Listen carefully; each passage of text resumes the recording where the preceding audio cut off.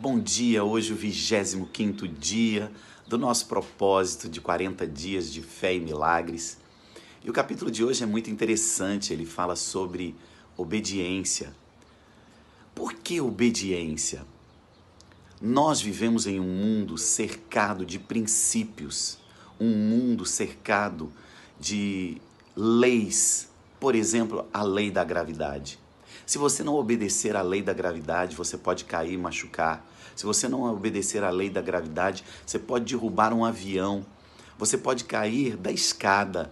Ou seja, nós precisamos entender que leis e princípios foram criados para serem obedecidos, não para colocar regras, para nos impor algo, para nós sermos escravos. Pelo contrário, para nos prosperar, porque quando somos fiéis aos princípios e obedecemos a eles, nós prosperamos. Existem tantos princípios, como a lei da semeadura, como o princípio do amor ao próximo. Eu posso citar muitas leis e muitos princípios. Se a sua vida é pautada por princípios e você segue e obedece cada um deles, você colherá os resultados, ou seja, você prosperará.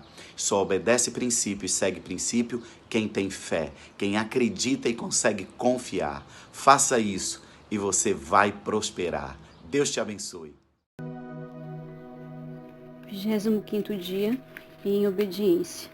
Nossa mente vive entre o espírito e o corpo, por isso ela precisa estar em obediência a Cristo. Versículo do dia: destruindo os conselhos e toda altivez que se levanta contra o conhecimento de Deus, e levando cativo todo o entendimento à obediência de Cristo. Segundo Coríntios 10, 5.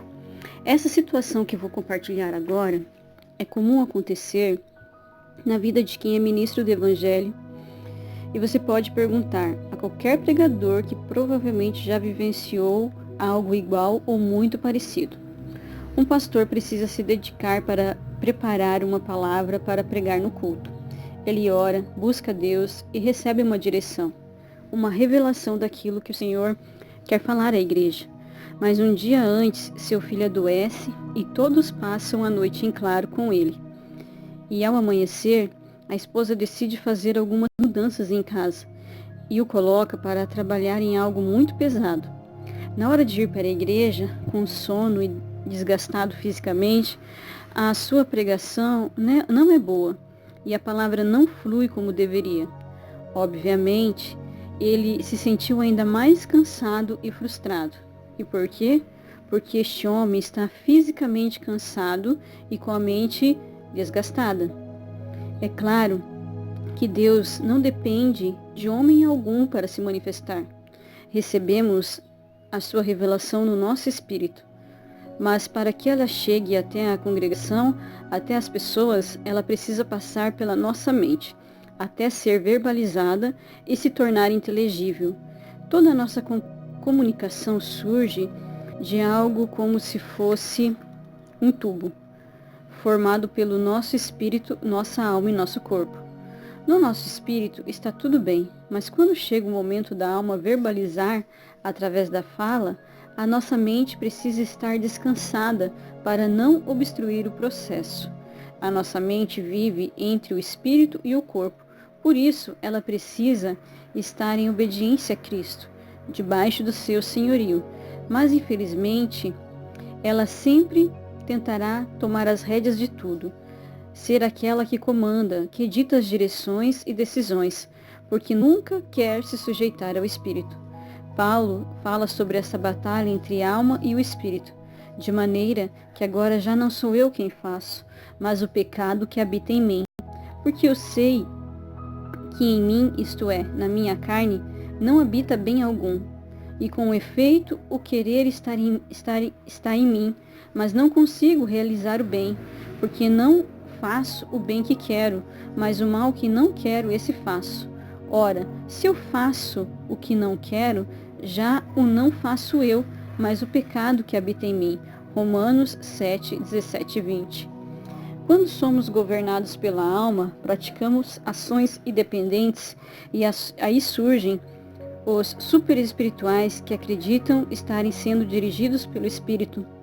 mas estão vivendo experiências intensas na carne, nas suas mentes. Mas só alcançamos vitória quando somos governados pelo Espírito e quando a alma estiver totalmente cativa ao senhorio de Cristo. Não deixe sua alma cometer ações independentes do Espírito. Quero dar um exemplo prático de algo que vivi com os membros da igreja que pastoreio.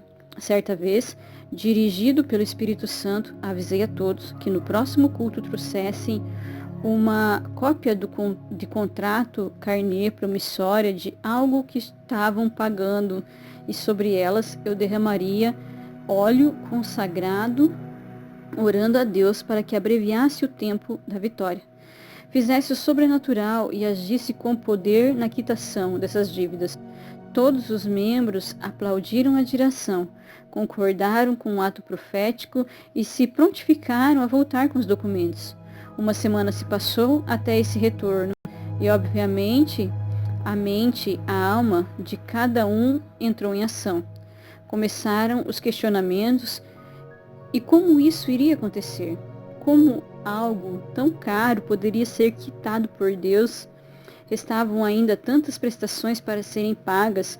No resumo da história, pouquíssimas pessoas retornaram com o documento e as que retrocederam, infelizmente, continuavam sendo dirigidas pelas suas mentes. Você deve crer na palavra de Deus. Por isso, Paulo diz que devemos estar cativos em obediência a Cristo, para que a sua mente não te derrube.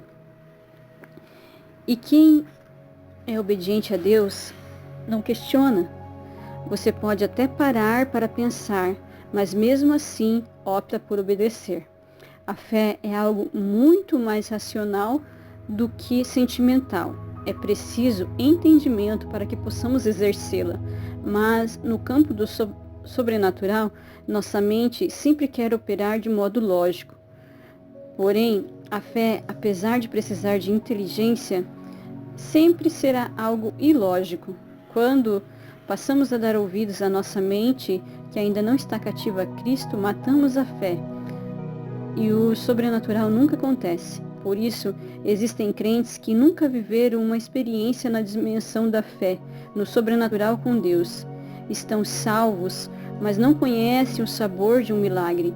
Muitas pessoas se apoderam de um sentimento de que Deus fará, mas não possuem o combustível para que de fato aconteça. Esteja sensível às oportunidades e aplique a fé em Cristo. Você viverá grandes milagres.